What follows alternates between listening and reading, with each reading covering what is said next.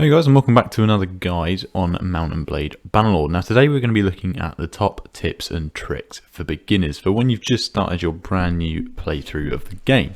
So essentially, what do you want to do first? Now after you've completed the tutorial or just skipped straight past it, you're pretty much on your own with a bit of money, a bit of food, and you have every other direction in to go. So the first real thing that you really want to sort of do is pick up a couple of men, not too many. Just aim for about 10. You can go straight into completing the quest line, but ideally this doesn't have to be done just yet. I mean, you've got to hit certain checkpoints before you do that anyway. So what you want to do is you want to start building up your trade and your income. The first thing you want is to just get a bit of money together.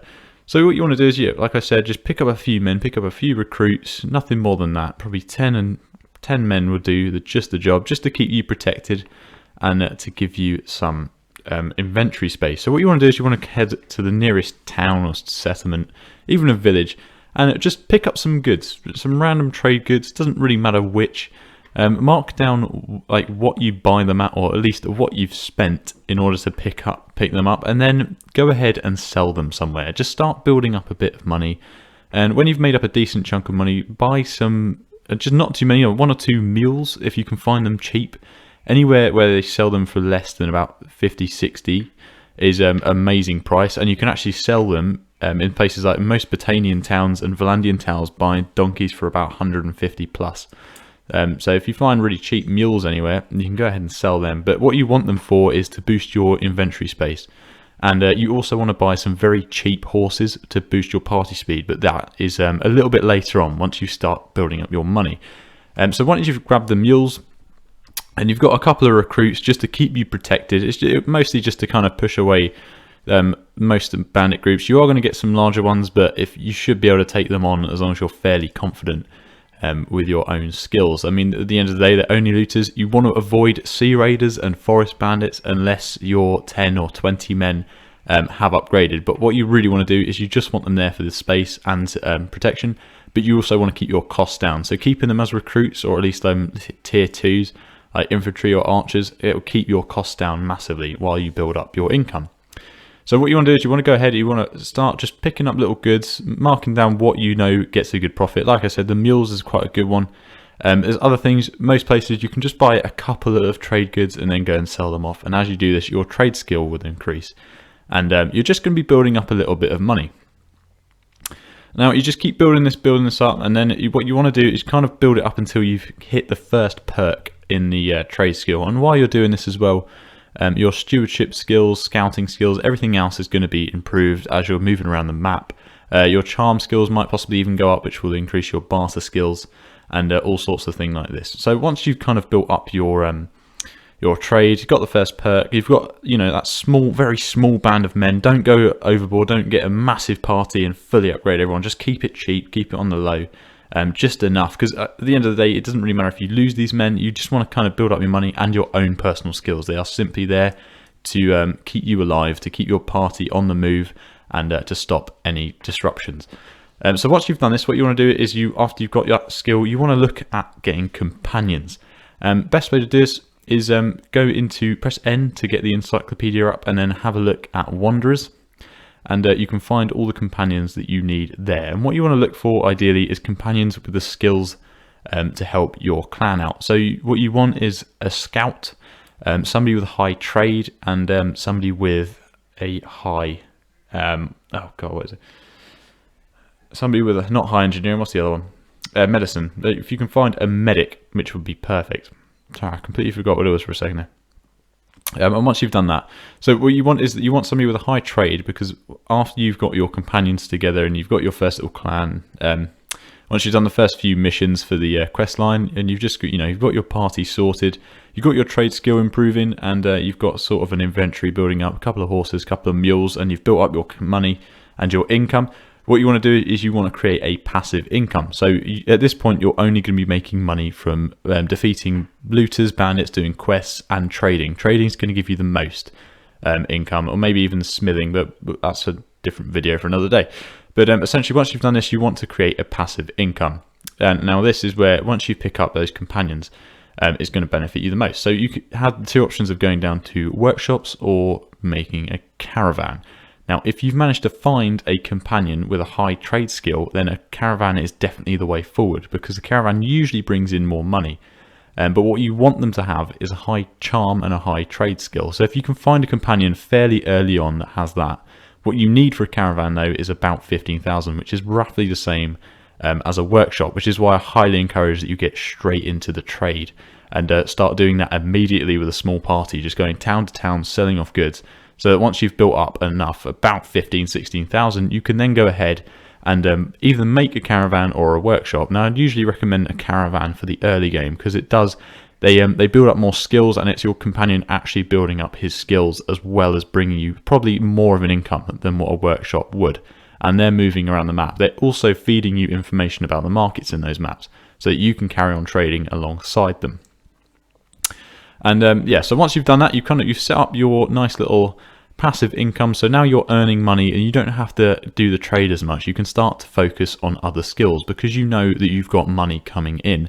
And this is where you can start to expand your party a little bit and start to upgrade your troops to much higher tiers. As long as you kind of keep your cash positive, so that every day you're making money instead of losing it, and that you're constantly moving forward. And this way, this is going to build you up in order to get your then workshop or your next caravan. And what you want to do is you just want to keep building up that trade, keep building up your income, keep building up your passive income, and in the meantime, keep building up your skills, your companion skills. But just remember to try and keep your party as low as you can for as long as you can, because again, once you get into combat situations, the less men you have, the more focus of the battle is on you, which means the more skills that you personally can gain. So that's what you really want to focus on. And then once you've kind of set up more of a passive workshop and passive income, what you want to do is just focus on leveling up companions and getting companions that meet your clan requirements. So like I said, your scouts, your medics, and your engineers, you focus on them next, and leave the sort of melee ranged, fighting companions until last. Get everyone to build up your companion a little, your clan a little bit more than what you're currently at, and make sure to use the encyclopedia pretty much from the get-go, because it is absolutely amazing. All you have to do is press N and it brings up the encyclopedia, and you get all of the information you need about every town, companion, leader, everything you need. And once you've done all these, once you've got a decent chunk of money now, you've got an income stream coming in, you've got a few caravans, workshops set up, you've got a few decent men, your clan tier's gone up, and you've been building up your renown as well. So I should have mentioned that earlier. So what you want to do also is whenever you go into a town, you're about to do a trade, always check the arena. And make sure if there's a tournament on, do it, and just start building up your renown pretty much straight away. Start building up your clan and your renown, and that will build up your reputation with everyone that you meet, and as well as keep your men happy and build up your party size and clan size, like I've said. So yeah, so I should have mentioned that a lot sooner. So yeah, renown is what you want to do hand in hand with while you're doing this this trade route as well. Like I said, every town you go into, just check the arena for tournaments. If you spot any small bands of looters that you can take, just take them on. Even if you just have to send troops nice and quickly, it builds up your renown as well. And you can also get a decent bit of money, not too much, but from every looter band you always get a bit of loot, which you can sell on the side as well. So yeah, once you've done all this, the last real thing that you want to look at before you head out into the late game, like joining a kingdom or building a kingdom or anything like that, is ideally get married. So once you've completed all these quests, once you've built up your trade skill, you're quite comfortable in your party, you've got a decent sum of money sat there now because you've built up all these skills, you're a high clan tier, you've got all these things they're now working in your favor, you've got that positive income and you're doing well, you've got high renown, good party, good strong troops, decent number, and you've just gradually built up slowly. You want to focus on getting married. Honestly, it does not matter who, you just want someone, you have a look at their skills, have a look at which culture they're going to be, roughly if they're the same culture as you, or if they're the same culture as the kingdom that you want to join / create, that's going to go in your favor as well. But yeah, ideally have a look at their skills, see who's got the best stewardship, charm, anything. So if you want to appoint them as a governor or have them as a separate party leader to yourself, or if you just want them to sit in your party, so make sure you have a look at their skills first, and then you can decide on who to have a look at. But it's always best, all you have to do is just go into the encyclopedia, have a look at the clans, and just scroll through, and you can pretty quickly see who's eligible just by looking at their family down the bottom. If they have a spouse, obviously they're not eligible. But yeah, you just got to have a look, and that's the next thing you want to focus on before you move on into the late game stages.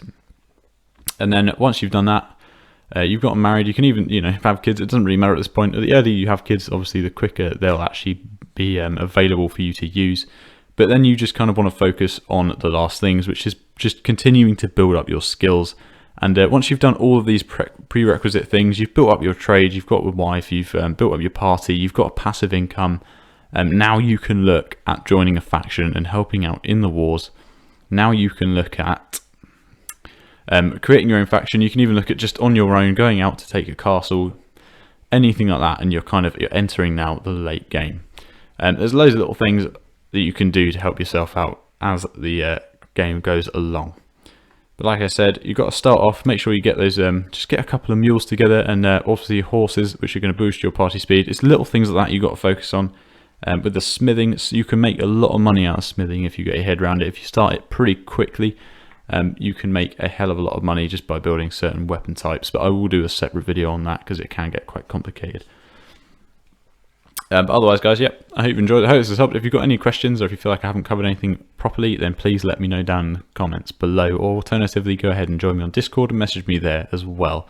This is just some basic tips, basic things, like a basic guide on how to basically start your game.